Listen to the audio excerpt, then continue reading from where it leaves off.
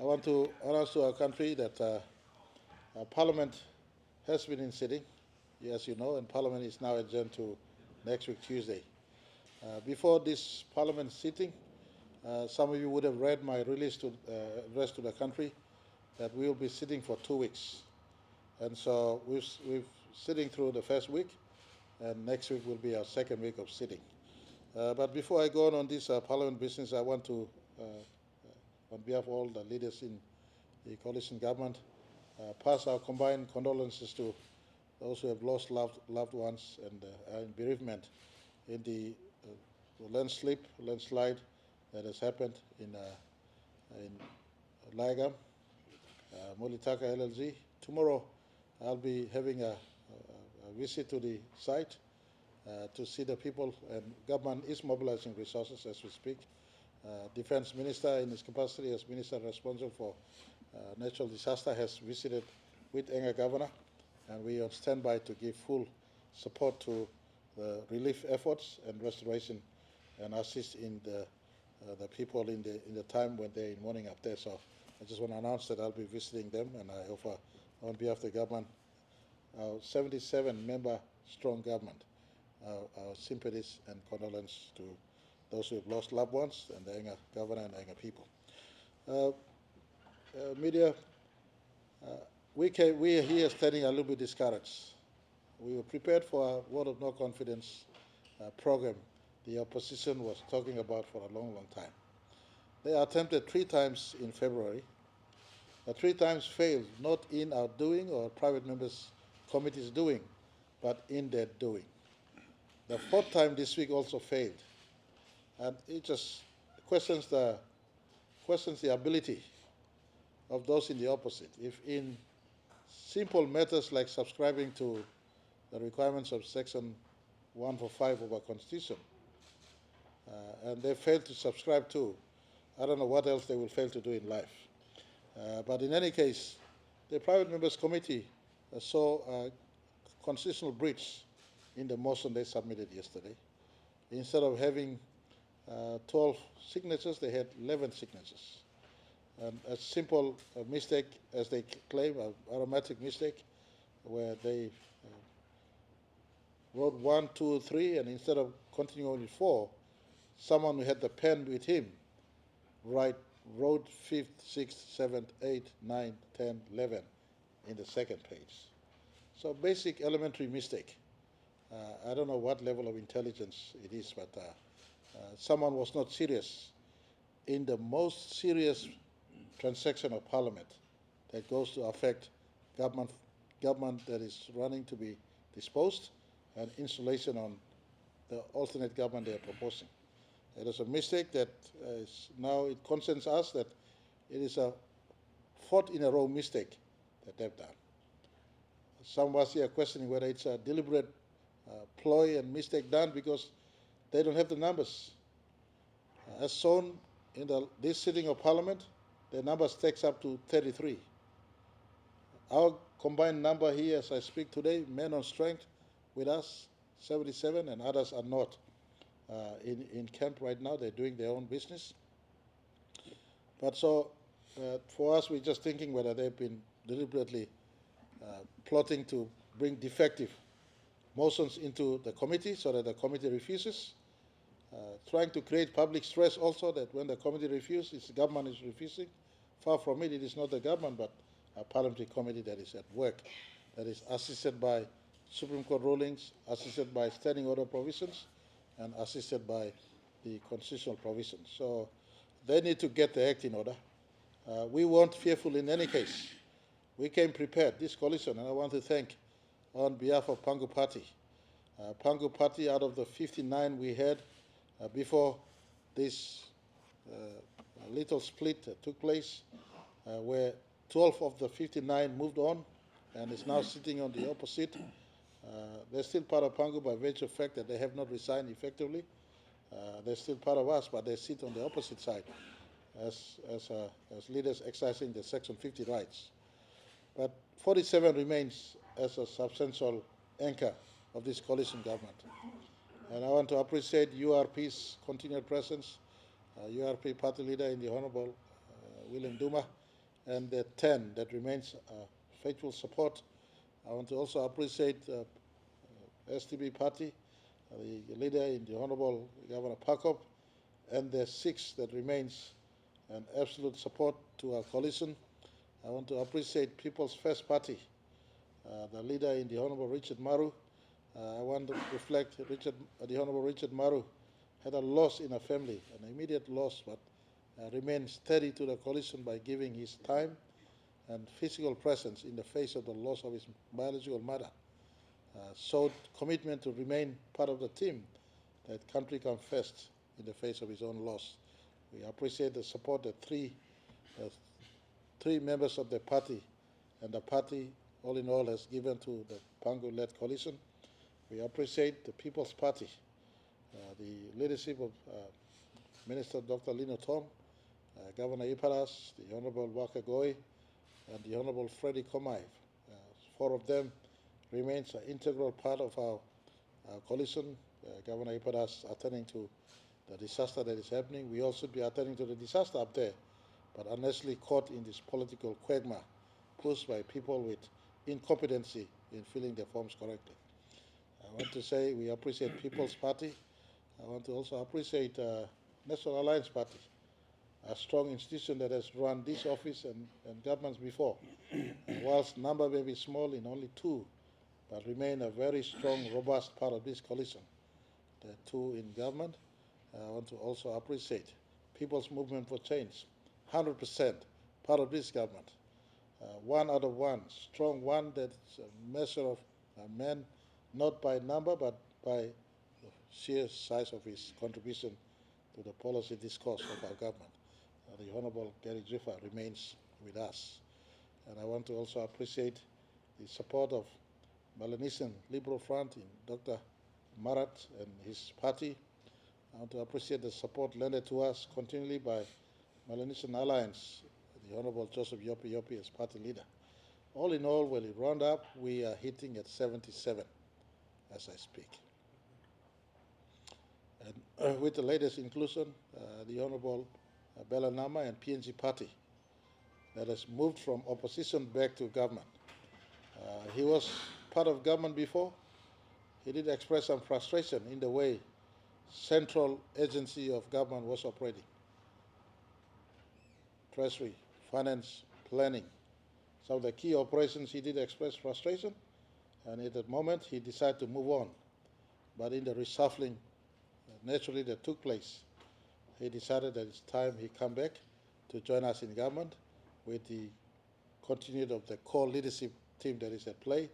He felt that it was in order for him to come back. We all know the Honorable Bella Nama is not lightweight. He's not an easy pushover, as one as he may be, but he always also maintained certain principles in life. And so he decided to come back when the Honorable Paita and his team decided to go on the other side. And so I just want to say that government number is secure. I want to announce to our country, really appeal to our country, don't get caught up in the political play by leaders. If they are in the most serious business in dethroning a government that has secured mandate from the people from the national general elections, they should be seriously applying the due process correctly. How can you make a small elementary grade 1 mistake and come out in the face of public and apologize after causing so much stress to business, to community, to public service, who are now almost stopping because there's a mooted conversation on possible change of government? I want to take this time to speak to our public service and our constitutional law office holders. You saw yesterday we remain at work. We passed a major law yesterday in the court restructure. We came in today, present a 5 years of anniversary report. And this is evident that we at work. I want to ask all public servants, Chief Secretary, our department heads, our head of defense, head of police, head of correctional service, our colleagues in the judiciary who are running judiciary, that the country must work on as Parliament tries to grapple with who leads our country through the opposition move, whilst government work to entrench the current leadership we have. So country must not be caught up in the political play. They're exercising their right to contest, but the public service machinery and all constitutional offices in our country must keep on functioning. to all business community in our country and watching abroad, fear not. We've made 13 government transactions in the past. Since 1975, there have been transactions of government, change of government. The 1977 National General Election produced the first government then. The 1980 vote of no confidence produced the first Prime Minister through the process of vote of no confidence. The 1982 government through the general elections. The second vote of no confidence successful in 1985 and onwards up till the 2019 changeover from Mr. O'Neill to Mr. Marape and the 2022 general elections. One thing Papua New Guineans should be proud of is that we've allowed changes of government to take place or government formations to happen following the due process of law and constitution. The only time there was a little bit of black spot was the 2011 contest. But that aside, Papua New Guinea has remained faithful to the subscription of democratic ideals and change of government that takes place through the parliamentary process. So no investors need to worry. No business community needs to worry. Our own government's focus on Wafi Golpu. Last night there was a good signing on Pasca where 50% owned by PNG stakeholders, 50% by the investor.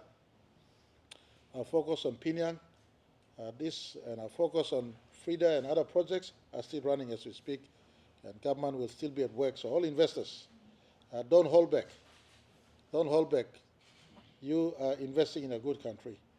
Politics can be played, but the rule of law will remain. Contracts agreed upon will be honored. The common law that we have in all resource laws and our constitution will administer all negotiations. So don't fear and don't hold back. I just want to appeal to all investors, small and big, out there. As you have worked with our Minister for Trade or Minister for State Enterprise, all ministers of our cabinet, including the sector, economic sector ministers, let's progress what needs to be progressed. One thing I can tell you is that this government will not be lost. One thing I can tell you, this government will not be lost. As shown in February, as shown again here in May, that number remains on the government side. All investors, you have focus in our country, let's keep on working.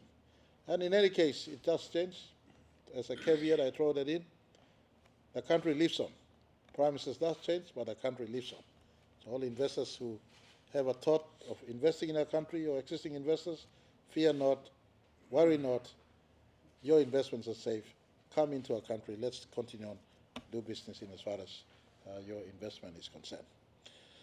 And also from me, I want to appreciate all our party leaders. All in all, I present to you a leadership team that has 77 members of parliament.